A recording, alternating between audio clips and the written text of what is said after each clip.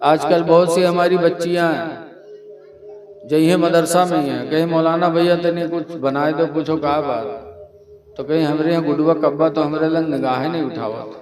اب بتاؤ جب مہینہ نہائی ہو نا تو آدمی کی نگاہ پڑے گی؟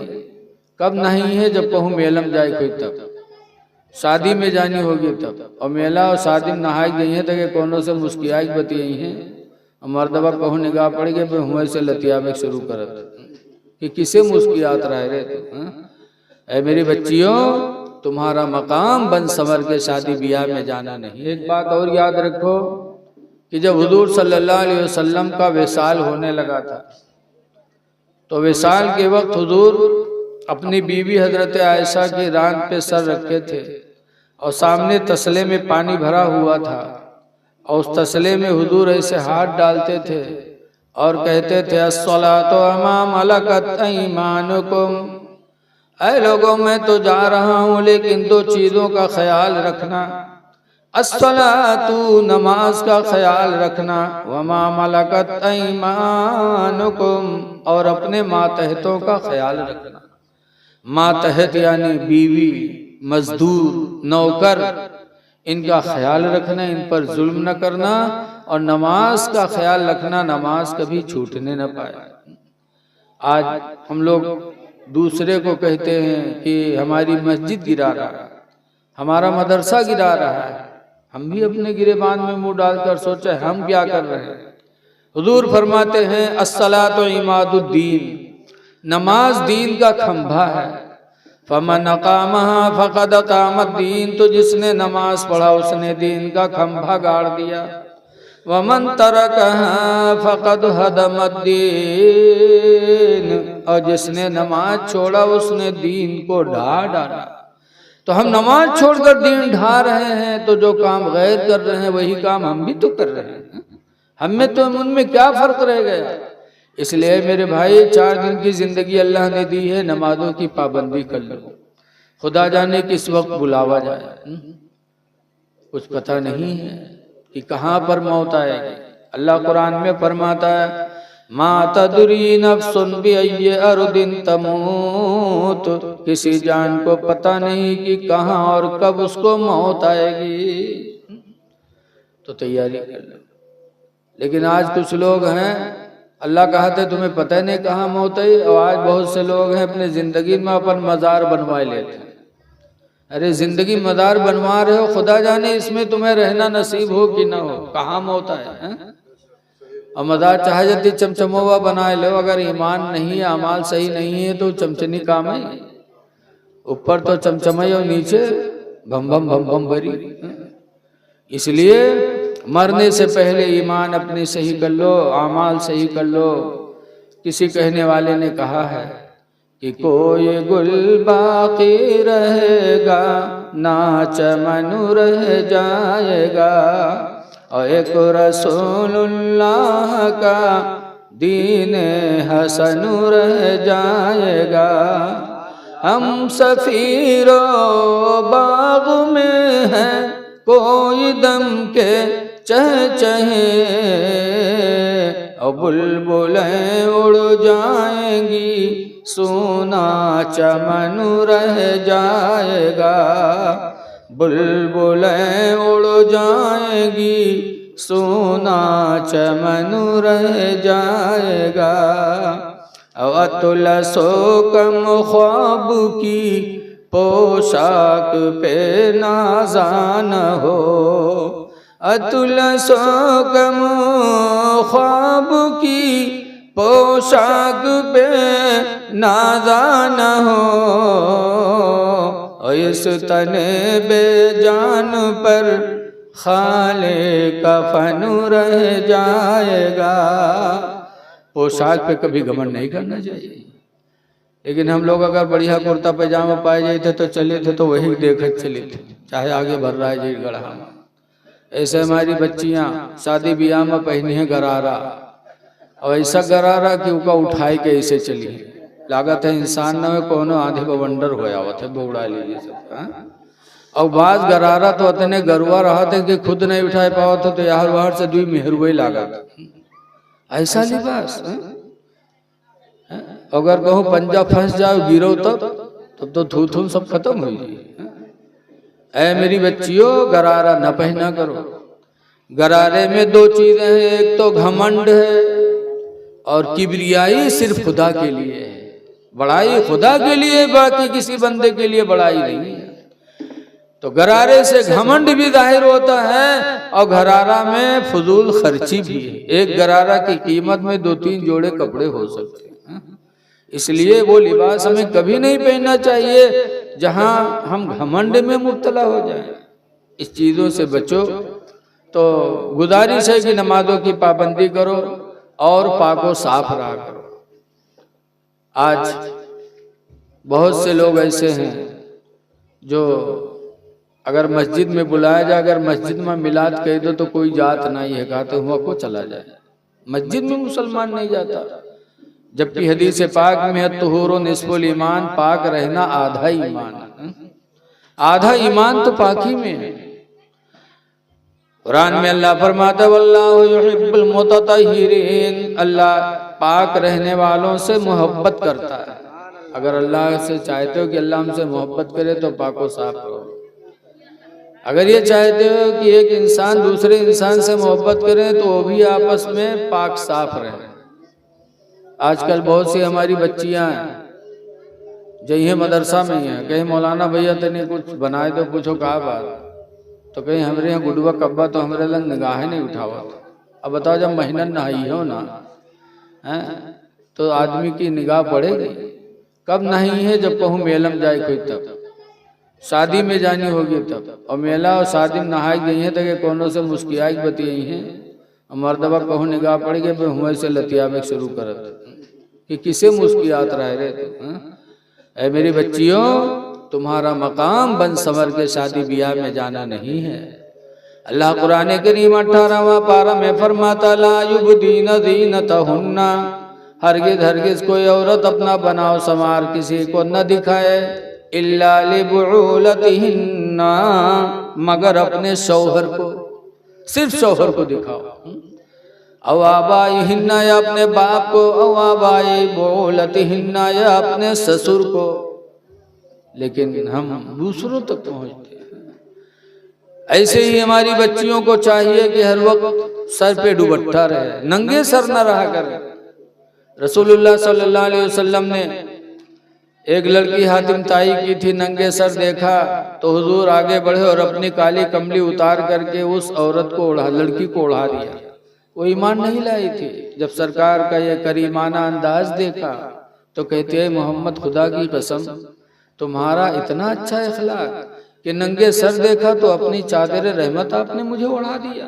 खुदा की कसम आज मुझे यकीन हो गया कि आपकी नबूवत भी सच्ची है, आपकी रिसालत भी सच्ची है। कलमा पढ़ी हातिम ताई की लड़की और मुसलमान हो गई।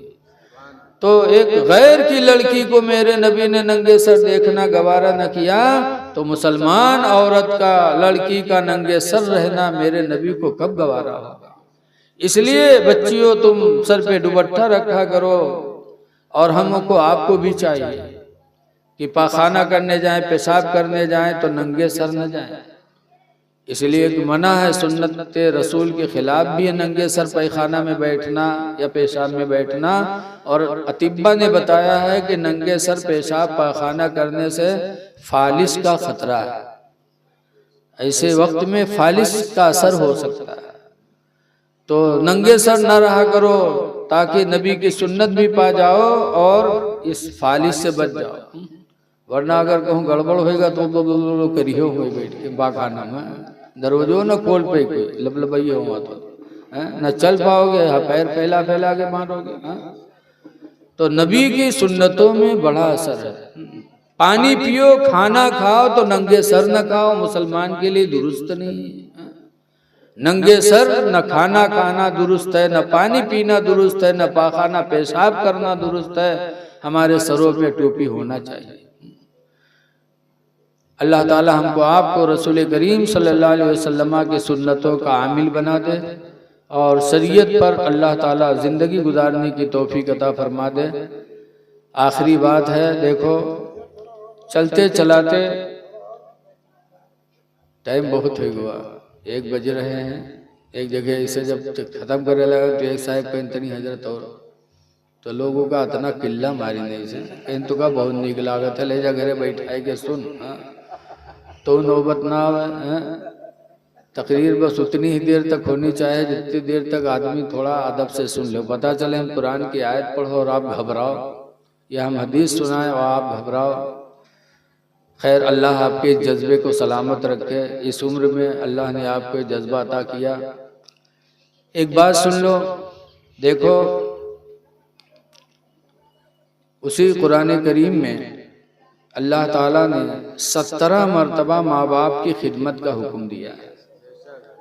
جہاں جہاں قرآن میں اللہ نے فرمایا اعبدوا اللہ, اللہ کی عبادت کرو, وہیں پر یہ فرمایا وبالوالدین احسانا, ماں باپ کے ساتھ احسان کرو. جہاں اپنی عبادت کا حکم دیا وہیں ماں باپ کی خدمت کا حکم دیا.